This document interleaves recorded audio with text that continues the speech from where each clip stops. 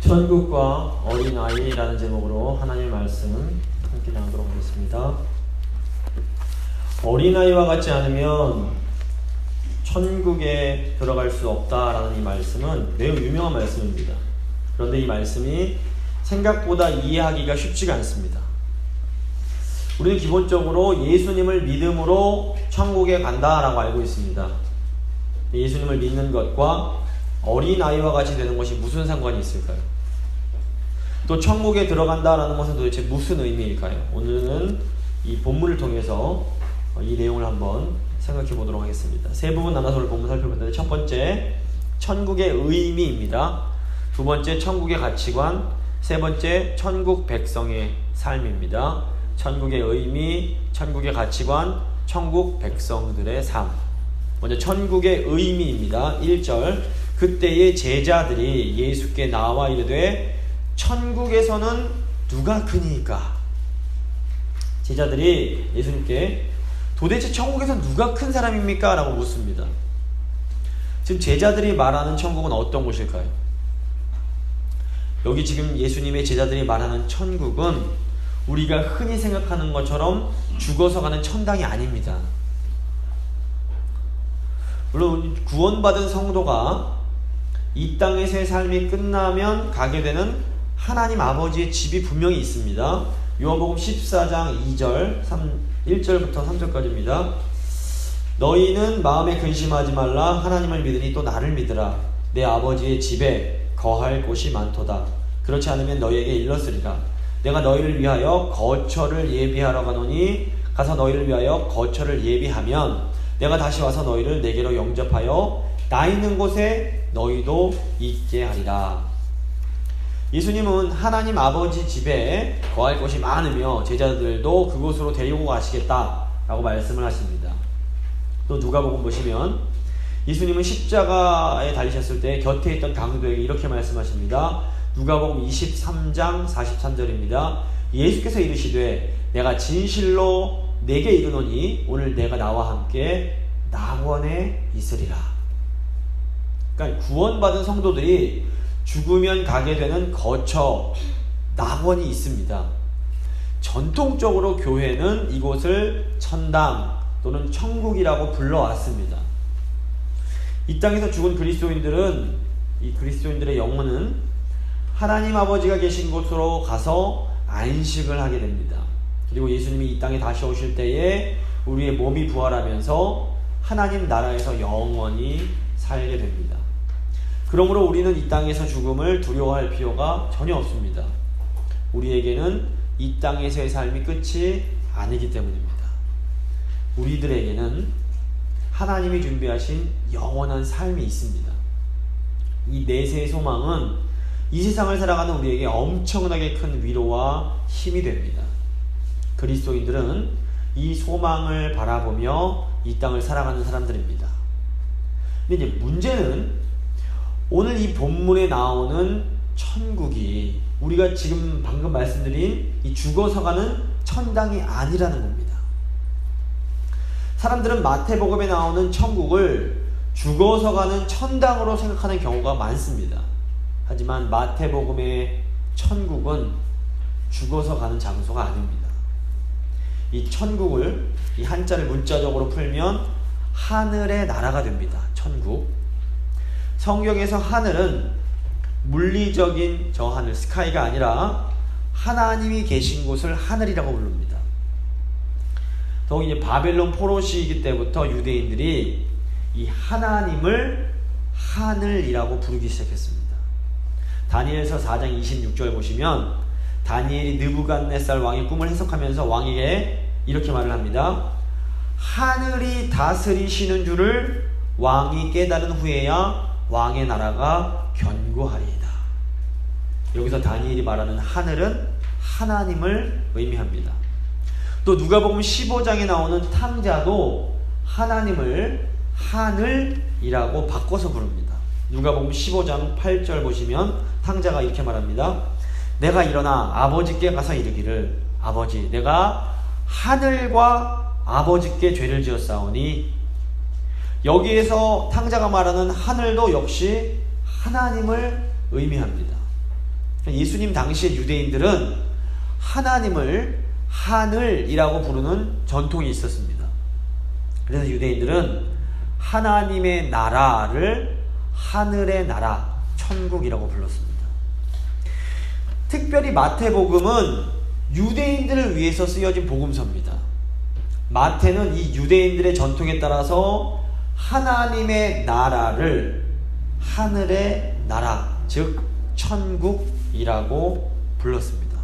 마가복음 1장 15절 보시면 세례 요한이 죽은 후에 예수님이 때가 찼고 하나님의 나라가 가까이 왔으니 회개하고 복음을 믿으라 라고 외치시면서 공생의 사역을 시작하십니다. 이와 똑같은 내용이 마태복음 4장 17절에서는 이렇게 표현됩니다. 이때부터 예수께서 비로소 전파하여 이르시되 회개하라 천국이 가까이 왔느니라.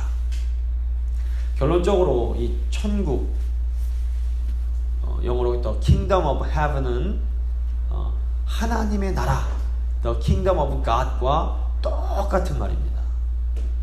마태복음에 나오는 천국은 하나님의 나라라고 바꾸어 읽어도 전혀 문제가 없습니다. 근데 이 하나님의 나라라는 단어가 성경에서 아주 중요한 단어입니다. 마태, 마가, 누가복음에만 이 하나님의 나라라는 단어가 100번 이상 사용이 됩니다. 그렇다면 이 중요한 하나님의 나라는 무엇일까요? 하나님의 나라는 하나님께서 왕으로서 다스리시는 나라입니다. 예수님은 제자들에게 나라가 임하옵시며 뜻이 하늘에서 이루어진 것 같이 땅에서도 이루어지이다 라고 기도하라고 가르치십니다.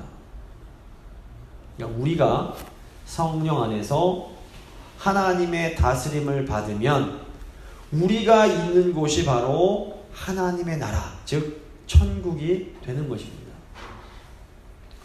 성경은 하나님께서 하나님의 백성들을 통해서 이 땅에 하나님의 나라를 건설하시는 이야기입니다. 하나님은 구약시대의 하나님의 백성들이었던 이스라엘 민족을 통해서 이 약속의 땅 가나안에 하나님의 나라를 세우고 싶어 하셨습니다. 그런데 구약 이스라엘 백성들이 약속의 땅에 하나님의 나라를 건설하는데 실패하고 맙니다. 하나님께서는 구약의 선지자들을 통해서 하나님 나라를 회복시킬 메시아를 보내주겠다라고 약속을 하십니다. 예수님 당시 유대인들은 메시아를 통해서 하나님의 나라가 이 땅에 임하게 될 것을 기대했습니다. 문제는 예수님께서 가져오신 이 하나님의 나라와 유대인들이 생각하던 하나님의 나라가 많이 달랐다는 것입니다. 유대인들이 기대하던 하나님의 나라는 다윗 왕국과 같은 그런 나라였습니다. 유대인들은 메시아가 오시면 로마 제국을 다 몰아내고 다시 이스라엘을 강력한 나라, 강력한 왕국으로 회복시켜 주실 것을 기대했습니다. 하지만 예수님께서 가져오신 하나님의 나라는 그런 세속적인 왕국이 아니었습니다. 마태, 마가, 누가, 요한 이 사복음서가 하나님의 나라에 관해서 분명하게 가르치는 것이 있습니다. 그것은 하나님의 나라는 예수님의 삶과 죽음 그리고 부활을 통해 이 땅에 임하게 되었다는 것입니다. 예수님께서는 하나님의 나라가 이미 임했다, 이미 왔다 라고 말씀하십니다. 누가복음 11장 20절입니다. 그러나 내가 만일 하나님의 손을 힘입어 귀신을 쫓아낸다면 하나님의 나라가 이미 너희에게 임하였느니라. 예수님께서는 또 사람들에게 하나님 나라가 어떤 곳인지 가르쳐 주시기 위해서 종종 비유를 사용하셨습니다. 마가복음 4장 30절입니다. 또 이르시되 우리가 하나님의 나라를 어떻게 비교하며 또 무슨 비유로 나타낼까? 그런데 바리새인들은 예수님께서 가져오신 이 하나님의 나라를 이해하지 못했습니다. 누가복음 17장 20절 21절입니다. 바리새인들이 하나님의 나라가 어느 때에 임하나이까 묻거늘 예수께서 대답하여 이르시되 하나님의 나라는 볼 수 있게 임하는 것이 아니요 또 여기 있다 저기 있다고도 못하리니 하나님의 나라는 너희 안에 있느니라. 예수님이 가져오신 하나님의 나라가 어떤 곳인지를 깨닫게 된 바울이 이 하나님의 나라, 다른 말로 하면 천국의 특징을 세 가지로 표현합니다. 로마서 14장 17절입니다. 하나님의 나라는 먹는 것과 마시는 것이 아니요 오직 성령 안에 있는 의와 평강과 희락이라. 성령께서 우리를 다스리실 때 우리에게는 하나님의 나라, 즉 천국이 임하게 됩니다. 천국이 임한 곳에는 의로움과 평안과 기쁨이 있게 됩니다. 이 천국은 죽어서가 아니라 지금 이 땅에서부터 시작이 됩니다. 물론 이 천국은 영원까지 이어지게 됩니다. 이 땅에서부터, 지금 여기서부터 하나님의 나라에 들어온 사람만이 죽어서도 영원한 하나님의 나라에서 살게 됩니다. 이 땅에서는 우상 섬기고 마음껏 죄 지으면서 그래도 난 예수님 믿으니까 죽어서는 천국에 가겠지라고 생각하는 것은 아주 엄청난 착각입니다. 요즘 이런 착각에 빠진 사람들이 너무나 많이 있습니다. 물론 우리가 죄 안 짓고 착하게 산다고 하나님 나라에 들어갈 수 있는 것은 아닙니다. 더욱이 스스로 힘으로 하나님 나라에 들어올 수 있을 만큼 착하게 살 수 있는 사람은 아무도 없습니다. 우리는 오직 예수 그리스도의 그 십자가 보혈의 공로를 의지하여 예수님을 믿음으로 하나님 나라에 들어옵니다. 하나님의 백성은 예수 그리스도를 믿는 믿음을 통해서 하나님 나라의 시민권을 얻은 사람들입니다. 그럼 우리가 천국 백성인지 아닌지 어떻게 알 수 있을까요? 천국 백성들은 반드시 성령의 열매를 맺으면서 살아갑니다. 이 마태복음 7장 20절 보시면 예수님도 열매로 그들을 알 수 있다라고 말씀하셨습니다. 우리 삶이, 나에게 내 삶에 어떤 열매가 맺히고 있는지를 보면 우리가 천국 백성인지 아닌지를 알 수 있게 됩니다. 두 번째, 천국의 가치관입니다. 1절, 그때의 제자들이 예수께 나와 이르되 천국에서는 누가 크니까? 제자들이 예수님께 하나님 나라에서는 과연 누가 큰 거냐고 질문을 합니다. 이 질문을 보면 이 제자들이 아직도 이 하나님의 나라, 천국을 잘 이해하지 못하고 있음을 보게 됩니다. 누가 크냐? 누가 높으냐? 라는 질문은 세상 사람들이 자주 하는 질문입니다. 세상 사람들은 언제나 누가 더 권력이 있는가? 누가 더 돈이 많은가? 누가 더 좋은 학교에 들어갔는가? 이런 것들을 묻습니다.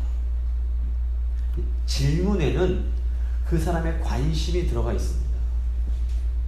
제자들의 질문을 보면 아직도 이 제자들이 천국의 가치가 아니라 이 세상의 가치에 관심이 있음을 볼 수 있습니다. 2절부터 4절입니다. 예수께서 한 어린아이를 불러 그들 가운데 세우시고 이르시되 진실로 너희에게 이르노니 너희가 돌이켜 어린아이들과 같이 되지 아니하면 결단코 천국에 들어가지 못하리라. 그러므로 누구든지 이 어린아이와 같이 자기를 낮추는 사람이 천국에서 큰 자니라. 예수님께서 어린아이 하나를 불러 세우십니다. 고대 사회, 옛날에는 어린아이는 완전한 인간이 아니었습니다. 그 중에서도 여자아이들은 사회에서 가장 쓸모없는 존재들이었습니다. 고대 시대에 갓 태어난 여자아이는 버려지는 경우가 많았습니다. 사람들은 돈이 많이 드는 딸아이 하나를 더 키우고 싶지 않아서 그냥 굶겨 죽이거나 짐승에 잡아먹히도록 내버려 두거나 심지어 일찌감치 성매매 업자에게 팔아 넘기곤 했습니다. 예수님이 불러 세우신 이 어린아이는 남자아이가 아니라 여자아이였을 가능성이 매우 높습니다. 예수님은 세상에서 가장 쓸모없는 여자아이가 하나님의 나라에서는 가장 소중한 존재다라고 말씀하십니다.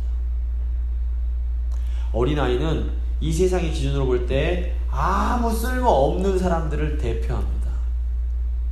이 세상에서는 돈 많고 힘있고 똑똑한 사람들이 대접을 받습니다. 하지만 예수님은 하나님의 나라에서는 돈 없고 힘도 없고 똑똑하지도 못한 어린아이들 같은 사람들이 소중히 여김을 받는다라고 말씀하십니다. 더 나아가서 예수님은 우리가 어린아이처럼 되지 않으면 천국에 들어갈 수 없다라고 말씀하십니다. 이게 무슨 의미일까요? 어린아이는 힘도 없을 뿐 아니라 스스로는 아무것도 할 수가 없습니다. 어린아이는 스스로 일을 할 수도 없고 돈을 벌 수도 없기 때문에 살아남기 위해서는 전적으로 부모나 다른 사람들을 의지할 수밖에 없습니다. 마찬가지로 이 어린아이 같은 사람은 살기 위해서 전적으로 하나님만 의지할 수밖에 없습니다. 하지만 돈 많고 힘있고 똑똑한 사람들은 어떨까요? 이런 분들은 얼마든지 스스로 살 수 있습니다. 이런 사람들은 자기들이 가진 돈과 힘과 재능을 가지고 스스로의 삶을 개척해 나갑니다. 이런 사람들은 생존을 위해서 구태여 하나님을 의지할 필요가 없습니다. 하지만 천국은 겸손한 마음으로 하나님을 의지하는 사람들만 들어갈 수 있습니다. 하늘나라에서 큰 사람은 많은 것을 가지고 많은 것을 할 수 있는 힘이 있는 사람이 아닙니다. 하늘나라에서 큰 사람은 어린아이처럼 자신의 부족함을 알고 온전히 하나님만 의지하는 사람입니다. 바로 이런 의미에서 예수님은 어린아이처럼 되어야만 천국에 들어갈 수 있다라고 하신 것입니다. 천국은 어린아이처럼 하나님만 의지하는 사람들이 모여있는 곳입니다. 이런 의미에서 이 교회는 이 하나님 나라 천국의 모델하우스 같은 곳입니다. 사람들이 모델하우스를 통해서 진짜 집이 어떻게 생겼는지를 이렇게 볼 수 있고 알 수 있게 됩니다. 마찬가지로 사람들은 하나님 의지하는 이 교인들이 모여있는 교회를 통해서 하나님의 나라가 어떤 곳인지를 볼 수 있고 알 수 있어야 됩니다. 이 세상은 돈 많고 힘 있고 똑똑한 사람, 똑똑하고 멋있는 사람들을 잘 대우해 줍니다. 하지만 교회에서는 어린아이 같은 사람들이 대우를 받아야 됩니다. 교회에서는 힘없는 어린아이들과 또 어린아이들처럼 세상적으로는 별 쓸모 없어 보이는 사람들이 소중히 여김을 받아야 됩니다.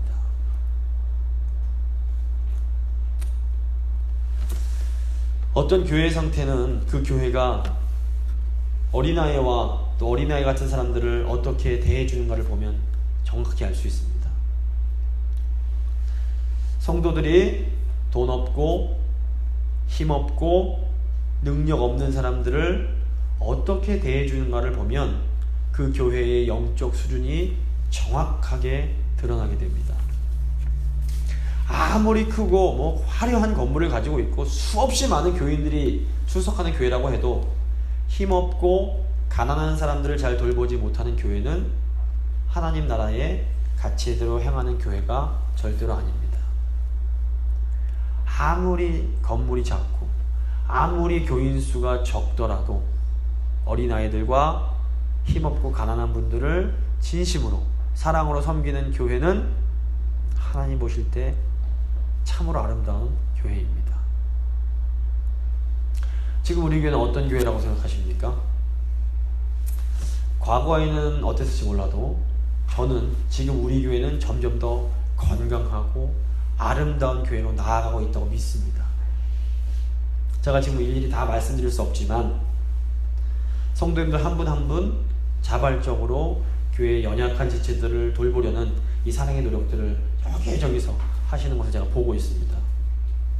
중요한 것은 이 목사님 제가 보는 게 아니라 하나님께서 우리의 마음과 우리의 섬김을 지켜보고 계신다는 사실입니다.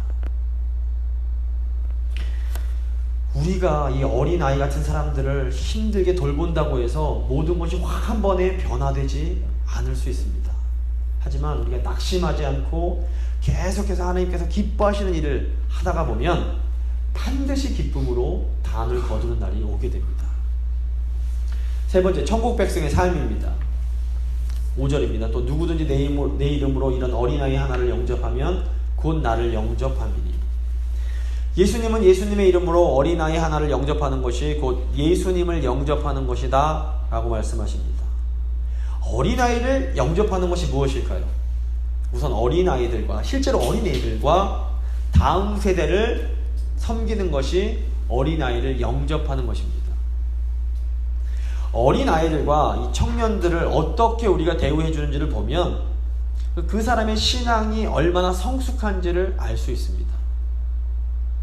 성숙한 신앙을 가진 분들일수록 다음 세대들을 먼저 생각합니다. 성숙한 신앙을 가진 분들은 자신이 좀 불편해도 다음 세대들을 세워주고 싶어서 자기 것을 과감히 포기합니다. 그런데 미숙한 신앙을 가진 사람들은 항상 나를 먼저 생각합니다. 그래서 무엇이든지 내가 편하고 내가 좋아하는 것을 먼저 하려고 합니다. 어린아이들과 청년들은 아직 여러 가지로 경험이 부족하기 때문에 실수를 할 수 있습니다. 이때 그 실수를 지적하면서 넌 왜 자꾸 실수하냐?